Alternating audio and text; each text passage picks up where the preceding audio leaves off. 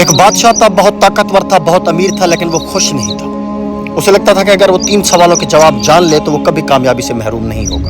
وہ 3 سوال تھے کہ ہر کام کرنے کا صحیح وقت کیا ہے، سب سے ضروری لوگ کون ہیں، اور سب سے اہم کام کیا ہے۔ اس نے پورے ملک میں اعلان کرا دیا کہ جو ان 3 سوالوں کا جواب دے گا اسے بہت بڑا انعام ملے گا۔ بہت سے عقل مند آئے، ان کے جوابات مختلف تھے۔ کسی نے کہا صحیح وقت کو پہچاننا ناممکن ہے، اس لیے ہر وقت تیار رہو۔ دوسرے سوال پر کسی نے کہا سب سے ضروری لوگ مشیر ہیں، کسی نے کہا پادری، کسی نے کہا ڈاکٹر، کسی نے کہا سپاہی۔ تیسرے سوال پر کسی نے علم حاصل کرنا سب سے اہم کام ہے، جنگ، عبادت، یہ سب اہم کام ہے۔ کوئی جواب بادشاہ کو پسند نہ آیا۔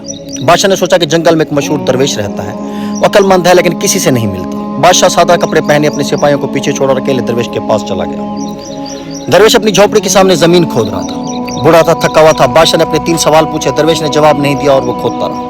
بادشاہ نے کہا تم تھک گئے ہو، میں تمہاری جگہ کھود دوں۔ اس نے بیلچا لیا اور کھودنے لگا۔ کچھ دیر بعد اس نے پھر سوال پوچھے، درویش نے پھر جواب نہیں دیا، صرف کہا پانی لے آؤ، مجھے پیاس لگی ہے۔ بادشاہ پانی لایا، پھر واپس آ کر کھودنے لگا۔ شام ہو گئی۔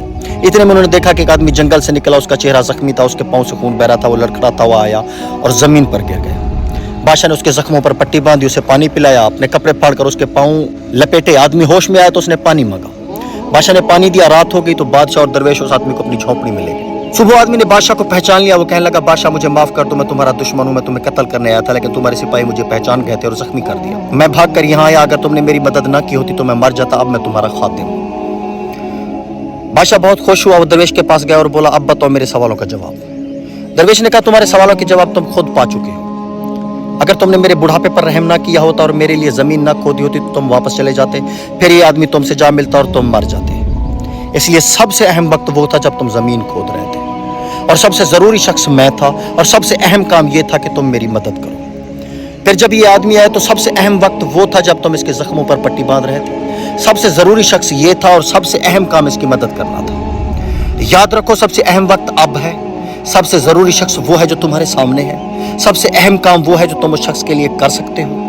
اس کا سبق یہ ہے کہ ہم اکثر کل کی فکر میں آج کو کھو دیتے ہیں۔ ہم دور کے لوگوں کے لیے سوچتے ہیں اور سامنے والے کو بھول جاتے ہیں۔ ہم بڑے بڑے کاموں کی منصوبہ بندی کرتے ہیں اور ہاتھ میں جو کام ہے اس سے کتراتے ہیں، لیکن حقیقت یہ ہے کہ ہمارے پاس صرف آج ہے، صرف ابھی ہے، اور صرف وہ شخص ہے جو ہمارے سامنے ہے، جو اس لمحے کو پہچان لے، جو سامنے والے کی مدد کرے، جو موجودہ لمحے میں اچھائی کرے، وہی حقیقی کامیاب ہے۔